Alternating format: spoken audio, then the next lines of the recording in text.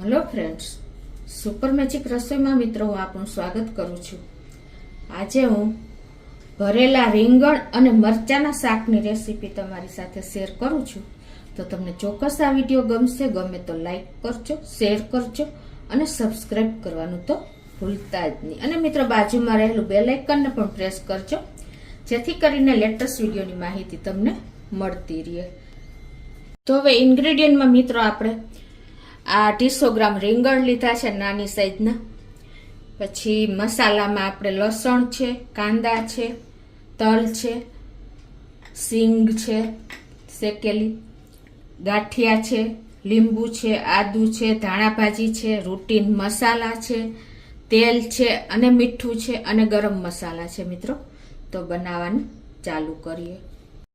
તો મિત્રો આપણે માર્કેટમાં રીંગણ લેવા જાય ત્યારે શું બાબત ધ્યાનમાં રાખવાની? એક તો આપણે ભરેલ રીંગણા માટે આપણે મીડિયમ સાઈઝના નાની સાઈઝના રીંગણ પાસ કરવાના છે, અને બીજું કે એની ડંઠલ જે આવી ગ્રીન હોય ને એવી જોવાની છે, તો જ ફ્રેશ રીંગણ હશે। અને ત્રીજું કે આપણે આ રીતે રીંગણ જોઈ લેવાનું, ક્યાંય પણ જો સેજ હોલ હશે ને તો એ રીંગણ સડેલું હશે। એટલે આ જે બિગિનર્સ લોકો છે ને એના માટે હું તમને આ બતાવું છું।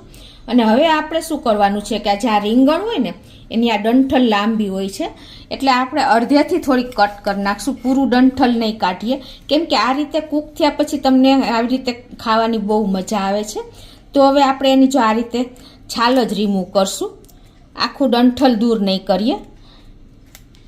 હવે આ રીતે જો આપણે ડંઠલ અને એની છાલ રિમૂવ કરીને અને આપણે આગળથી ચેકો મારવાને બદલે આપણે પાછળથી એને કટ મૂકશું આ રીતે પ્લસની સાઈડમાં। એટલે શું થશે કે તમને આવી રીતે પકડીને રીંગણ ખાવાની પણ મજા આવશે અને આપણું રીંગણ પણ સરસ મસાલો ભરાઈ જશે। આપણે આખું રીંગણને કટ નથી મૂકવાનું, 80% જેવું, એટલે કે અહીંયા સુધી આપણે કટ મૂકવાનું છે। અને પછી આપણે આ રીતે જોઈ લેવાનું, જો આપણું રીંગણ સડેલું હશે ને તો પણ તમને ખ્યાલ આવી જશે। અને હવે આને આપણે કટ મૂક્યા પછી આપણે એને પાણીમાં રાખવાનું છે। એનું કારણ એ છે કે નહીંતર આપણા રીંગણ અંદરથી કાળા થઈ જશે। અને બીજું મિત્રો કે આપણે જો એ રીતે તમારે પાછળથી ન કટ મૂકવો હોય ને તો આ રીતે તમે ઉપરથી પણ આ ડંઠલ દૂર કરી અને પછી તમારે આ ભાગ એકદમ હાર્ડ હોય છે તો એને ઉપરથી આ રીતે કટ મૂકવાનો, એટલે એકદમ સરસ અંદર સુધી મસાલો પણ ભરાઈ જાય અને આપણો રીંગણ પણ સરસ કૂક થઈ જાય। તો આ રીતે હું બધા રીંગણ તૈયાર કરી લઉં છું। એ જ રીતે આપણે 5 થી 6 મરચાં પણ ભરીને સાથે મૂકી દેશું, બહુ સરસ શાક લાગે છે। તો એને પણ આ રીતે આપણે વચ્ચેથી સ્લીટ મૂકી દેશું। અને તીખા હોય ને તો તમારે બીન્સ કાઢી નાખવાના, પણ અત્યારે મારે મીડિયમ છે, તો એ રીતે હું બધા મરચાંને તૈયાર કરી લઉં છું। મિત્રો આપણે એનો મસાલો કરી લેશું। તો અત્યારે મેં આ 1 કપ ગાંઠિયા લીધા છે, જે ભાવનગરી ગાંઠિયા છે। તમે કોઈ પણ પાપડી કે કોઈ પણ ગાંઠિયા લઈ શકો છો, અને તમારી પાસે ગાંઠિયા ન હોય ને તો તમે 2 ટેબલ સ્પૂન જેવો ચણાનો લોટ લઈ શકો છો। પણ ગાંઠિયાના હિસાબે છે ને બાઇન્ડિંગ સરસ આવે છે, પ્લસ ટેસ્ટ પણ સરસ આવે છે। તો અને આપણે 2 ચમચી જેવી સિંગ લીધી છે ફોતરા ઉતારેલી, 1 ચમચી જેવા તલ। હવે આનો આપણે ક્રમ્બલ એવો ભૂકો તૈયાર કરી લેશું। તો આ રીતે જો આપણે ક્રમ્બલ કરી લીધું છે અને એક બોલમાં લઈ લેશું અને એમાં હવે આપણે મસાલા કરશું।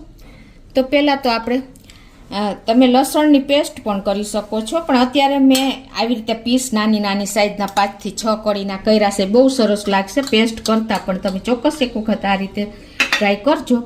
અને એક આપણે મીડિયમ સાઈઝના કાંદાના પણ મેં પીસ કર્યા છે, એ નાખી દેશું। જો તમે ન ખાતા હો તો આ બંને સ્કીપ કરી શકો છો। અને આપણે રૂટીન મસાલા કરી લેશું।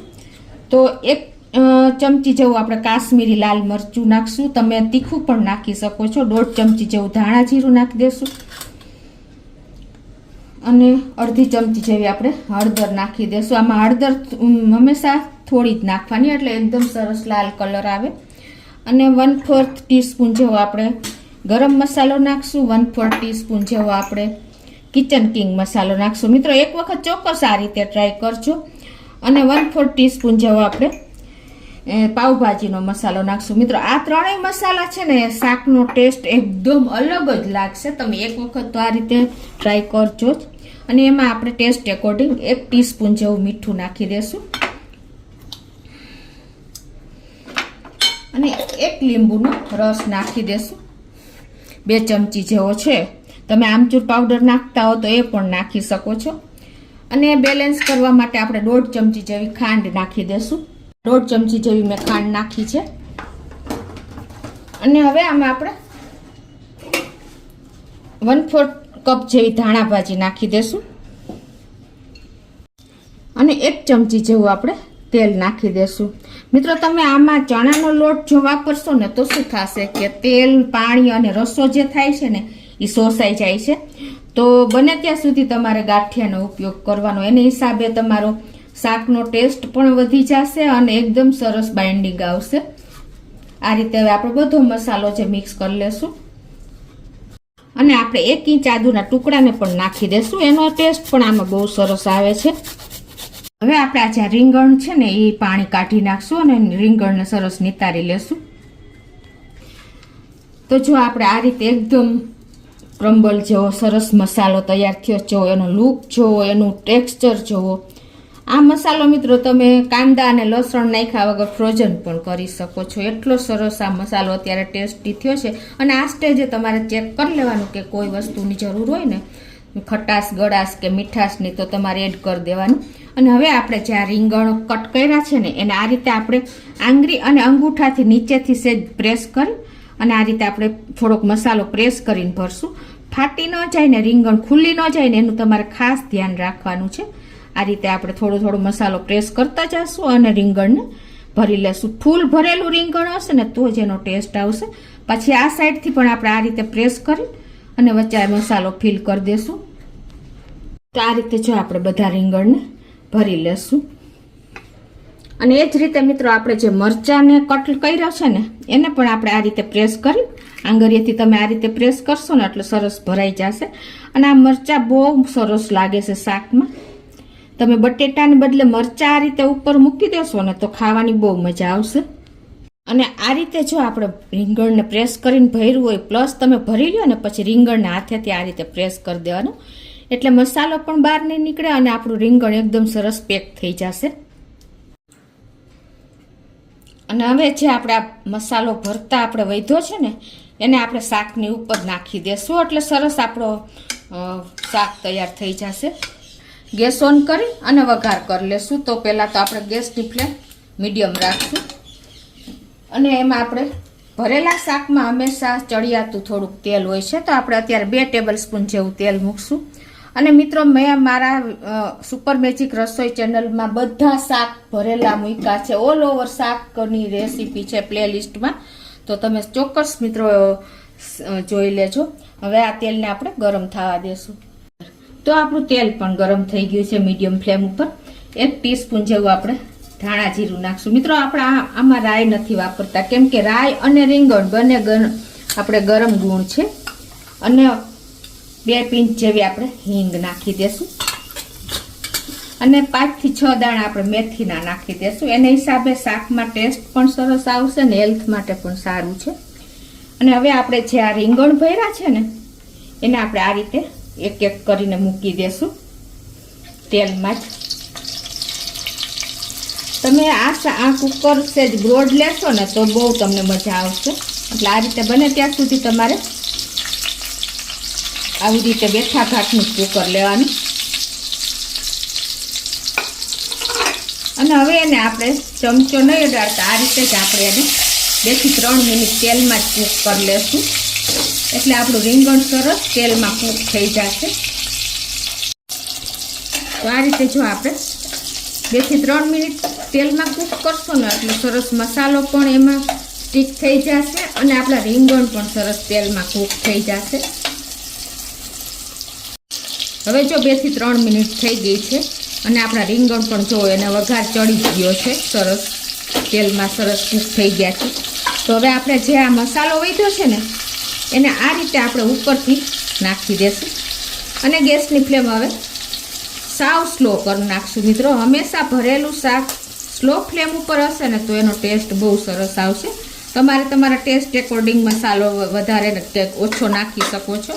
અને હવે આને આપણે મસાલાને હલાવશું નહીં મિત્રો, કેમ કે આપણી સીંગ પણ શેકેલી છે, ગાંઠિયાનો ભૂકો પણ શેકેલો છે. એટલે અને હવે ઉપરથી આપણે જો આ મરચાં છે ને એ મૂકી દેશું આવી રીતે. અને મિત્રો હંમેશા કુકર છે ને જાડા તળિયાવાળું સેજ હોય ને એવું ભરેલા શાકમાં લેશો ને તો તમને સરખું પડશે. અને હવે ગેસની ફ્લેમ આપણે સાવ સ્લો જ છે. અને 1 કપ જેવું આપણે પાણી નાખી દેશું.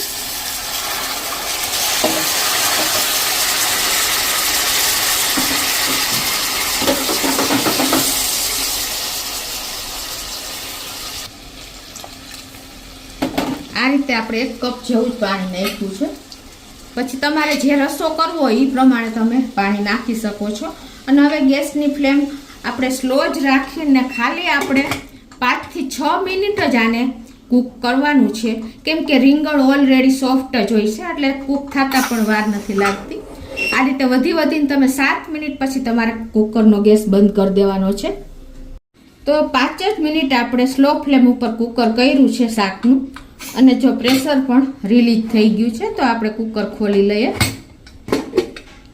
જો મિત્રો એકદમ આપણું શાક સરસ કૂક થઈને રેડી થઈ ગયું છે. કેમ કે રીંગણ આપણે તેલમાં કૂક કર્યા હતા એટલે બહુ ટાઈમ ન લાગે. આપણે સીટી પણ વિસલ પણ ન કરવી પડે. અને આપણે તમને ચેક કરીને બતાવું છો રીંગણ પણ ઇઝીલી કૂક થઈ ગયા છે. કેમ કે આપણું ચપ્પુ ઇનર થઈ જાય છે. જો કેમ કે આ બતાવવા પણ જ ના હોય, રીંગણ એકદમ સોફ્ટ જ હોય. અને વધારે જો તમે કૂક કરશો ને તો તમારા રીંગણ છૂટા થઈ જશે અને વધારે કૂક થઈ જશે ને તો ખાવાની પણ મજા નહીં આવે. જો એનું લુક જો એકદમ આપણે ભરેલ રીંગણનું. હવે આપણે સર્વ કરી લઈએ. હવે આ રીતે તમારે સર્વ કરવા માટે આપણે 1 રીંગણ આ રીતે મૂકી દેશું. જો છે ને મિત્રો આપણા રીંગણ પણ મસાલો પણ બહાર નથી નીકળો અને એકદમ સરસ આપણા રીંગણ કૂક થઈ ગયા છે. છૂટા પણ નથી પડ્યા.